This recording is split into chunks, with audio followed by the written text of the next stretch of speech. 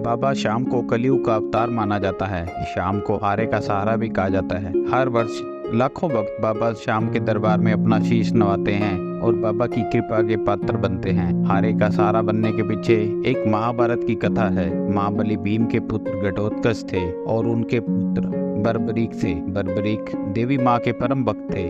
बर्बरीक की तपस्या और भक्ति से प्रसन्न होकर देवी माँ ने उन्हें 3 बाण दिए थे, जिनमें से एक बाण से ही वह संपूर्ण धरती को नष्ट कर सकते थे। जब महाभारत का युद्ध चल रहा था तो बर्बरीक ने अपनी माँ से युद्ध लड़ने की इच्छा जताई। तब हिडिंबा ने सोचा कि कौरवों की सेना बहुत विशाल है और पांडवों की सेना अत्यंत छोटी, इसलिए कौरव निसंदेह भारी पड़ेंगे। तब हिडिंबा ने कहा कि तुम युद्ध में उसी पक्ष का साथ दोगे जो हार रहा होगा। बर्बरीक ने माँ की आज्ञा मानकर वचन दिया कि वह उसी पक्ष का साथ देंगे जो हार रहा होगा। इसके बाद बर्बरीक माँ की आज्ञा लेकर महाभारत के युद्ध में भाग लेने के लिए निकल पड़े।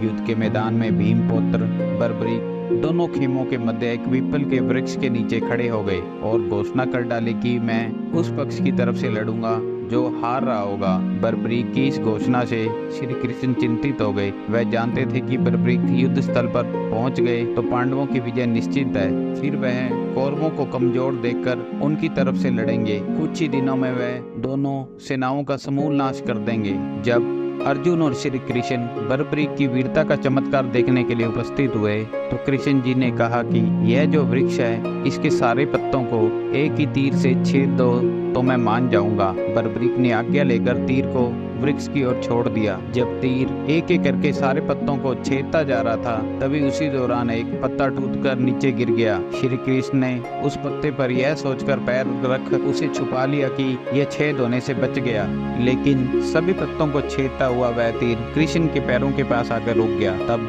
बर्बरीक ने कहा, प्रभु आपके पैर के नीचे एक पत्ता दबा है, कृपया पैर हटा लीजिए, क्योंकि मैंने तीर को सिर्फ पत्तों को छेदने की आज्ञा दे रखी है, आपके पैर छेदने की नहीं। बर्बरीक के इस चमत्कार से भगवान कृष्ण अत्यंत चिंतित हो गए। तब कृष्ण जी ब्राह्मण का वेश बनाकर सुबह सुबह बर्बरीक के शिविर के द्वार पर पहुंच गए और दान मांगने लगे।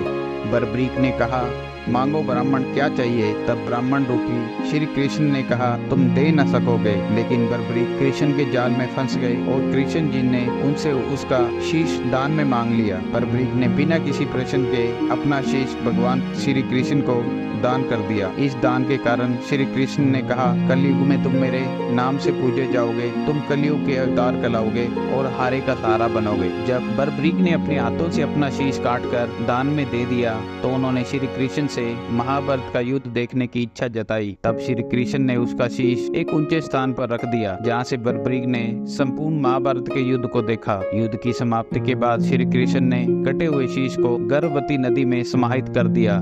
गर्भवती नदी से वह शीश बहकर खाटू आ गया, जहाँ भक्तों ने उसे मंदिर के गर्भगृह में स्थापित कर दिया। भगवान श्री कृष्ण के कथानुसार आज लाखों भक्त अपनी मनोकामनाओं को पूरा करने के लिए यहाँ पहुँचते हैं और बाबा की असीम कृपा को प्राप्त करते हैं। बाबा खाटू श्याम हारे हुए और निराश लोगों को संबल प्रदान करते हैं, यानी हारे का सहारा खाटू श्याम हमारा।